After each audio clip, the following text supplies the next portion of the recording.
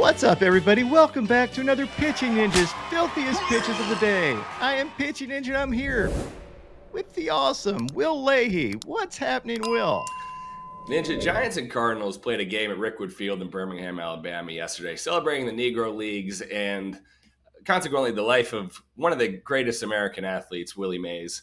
It was a spectacular event, and one of the pregame highlights, though, I found quite interesting, Ninja, was this interaction between two recent legends. Tell me right now, on the spot, what would you do against Satchel Paige? Me? Yeah, you. Gone. You lost your mind, Jeter. Gone. You got to believe in yourself. That's right. I'm a drag button. Derek, you said I'm drag button.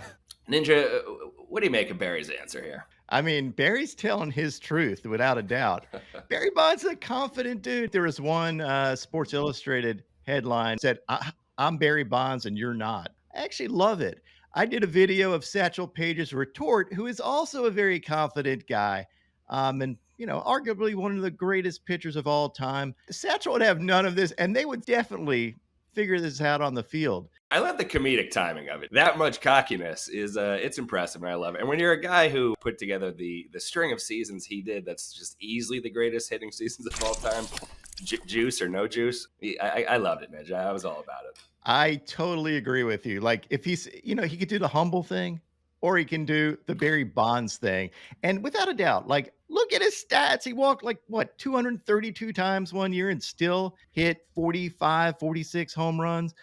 I mean, what the heck's that? Nobody wanted to pitch to him. He still hit 360 that year. He may have been injecting steroids directly into his forehead, but it didn't change the fact that it was just absolutely insane what he was doing.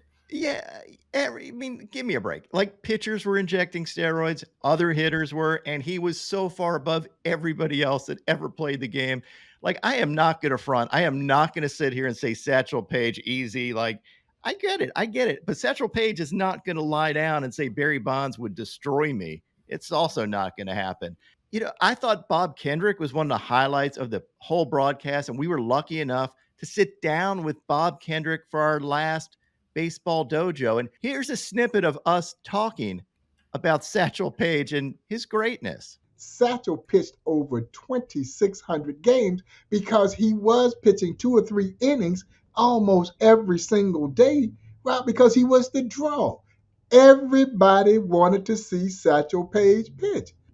So Satchel was the guy that was generating the money. And so when he would ride into these towns, his reputation preceded him.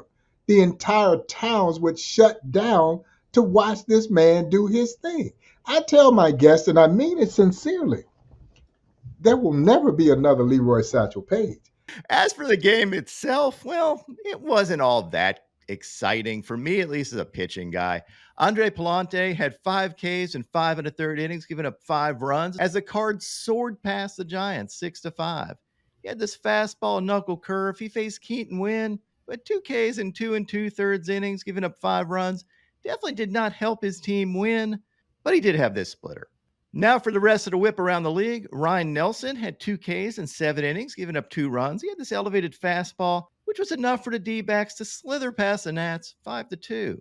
He faced Mackenzie Gore, who is actually, I thought, really good again. He had 7 Ks in 5 innings. He gave up 4 runs. I don't care about 4 runs. He had these fastballs, wicked sliders, and a literal back foot curveball. The man is filthy. Adam Mazur had 3 Ks in 4 2/3 innings, giving up 3 earned runs. He had some help on 2 of his Ks. He had this paint-ish slider and this slider below the zone, as well as this changeup. He wasn't necessarily a major reason the Padres beat the Brewers 7-6, but they did. He faced Bryce Wilson, who had 5 Ks in 4 2/3 innings, giving up 5 runs, and had this fastball, two-seamer, and paint-ish curveball. Ninja, our dog of the day actually comes from this game, and it comes off the bat of Fernando Tatis Jr., who abuses this ball into the gas lamp district in San Diego, 446 feet. Also kind of abuses the pitcher here with this bat toss. Ryan McMahon actually hit a longer dong yesterday, 462 feet, but I never know what to do here, Ninja, because it was at Coors Field. It's hard to judge, so the tiebreak here went to the bat flip. Believe he made a ridiculous play yesterday. Fair, grabbed by McMahon, long throw to first base in time. Logan Allen had 2 Ks in 6 innings, giving up 3 runs. He wasn't spectacular, but still, the Guardians sunk the Mariners 6-3. He had these fastballs. He faced Luis Castillo, who had 4 Ks in 5 innings, giving up 5 runs. Castillo did have this filthy sinker, picked up a sword, as well as this wicked slider. Zach Littell had 5 Ks in 5 innings, giving up 2 runs. He had this backdoor two-seamer and slider, as well as this splitter. Littell enabled the Rays to beat the Twins by a Littell 7-6. He faced Simeon Woods Richardson, who had 6 Ks in 6 innings, giving up 2 runs, and had these fastballs and sliders. And I really like SWR's stuff. His ERA right now, 3.26. The Orioles beat the Yankees 17-5. To be honest, not a lot of pitching there. Luis Gil had a rare bad outing for him, giving up 7 runs, only 1 K in 1 1/3 innings, breaking the Yankees' streak of starters going at least 4 innings at 76.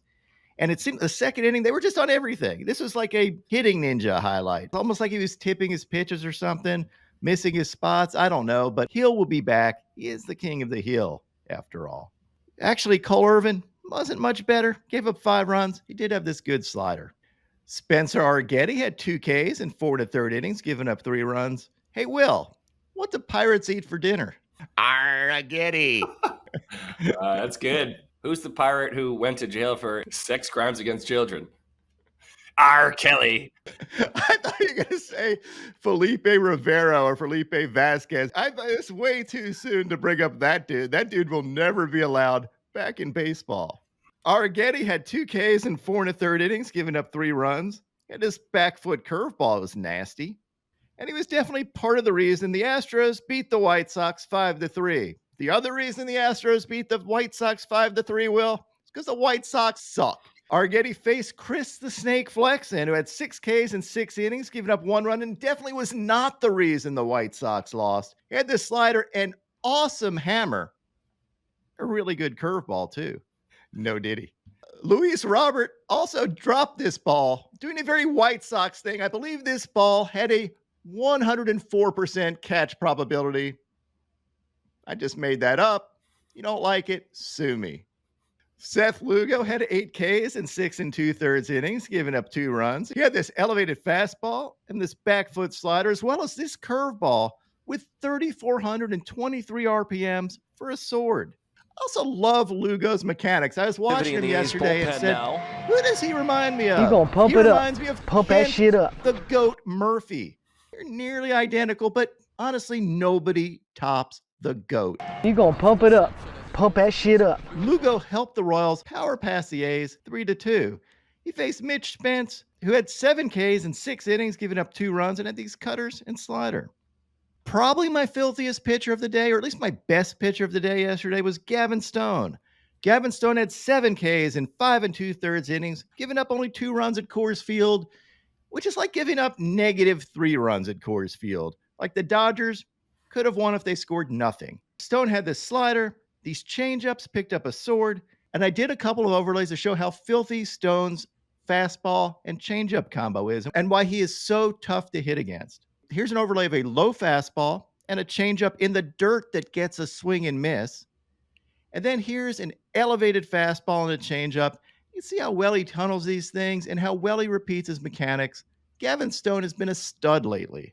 Stone helped the Dodgers rock the Rockies 5-3. He outdueled Ty Block, who had 2 Ks in 4 innings, giving up 5 runs and had these changeups and picked up a sword. Now on to my filthiest relievers. Brian Abreu had this 98-mile-an-hour paint and this slider. Emmanuel Clase had this 93-mile-an-hour slider. Jeremiah Estrada gave up a couple of runs, but don't look now. His last 10 outs have been strikeouts. That's after having a 13 strikeout streak earlier in the year. The man just Ks people. Like, I don't even understand it. Dylan Floro had this painted two-seamer that for some reason Bob Carpenter said was right down the middle. That is right down the middle. We have eyes, Bob. He also had this slider. Ryan Stanek had this splitter. Michael Soroka had these wicked sliders and picked up a sword. I mean, look at these things. Ryan Thompson had this slider for a sword. Tyler Rogers had this slider and sinker. Randy Rodriguez had this filth. Josh Hader had these heaters. And Michael Kopech had this 99-mile-an-hour gas. My top 5 filthiest pitches of the day yesterday. At number 5, we're going to have Seth Lugo and his buzzsaw curveball. Number 4, Gavin Stone's fastball and changeup combos. At number 3, Ryan Walker's slider. I mean, this thing is disgusting.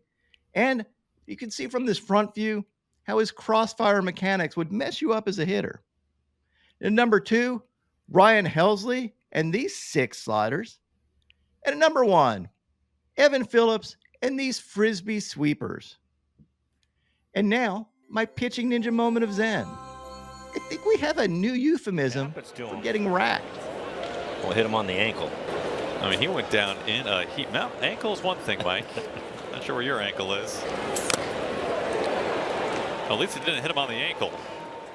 My picks of the day today are a 4-leg same-game parlay plus. I'm going to start out with a same-game parlay of the Trap King, Eric Fetty, for 4Ks or more, and Jack Flaherty for 6Ks or more. And then top it off with Shota Benaga for 6Ks or more, and DJ Hers for 6Ks or more. And I'm going to add in my 30% Pitching Ninja profit boost for any same-game parlay or same-game parlay plus of 3 legs or more. What would your picks of the day be?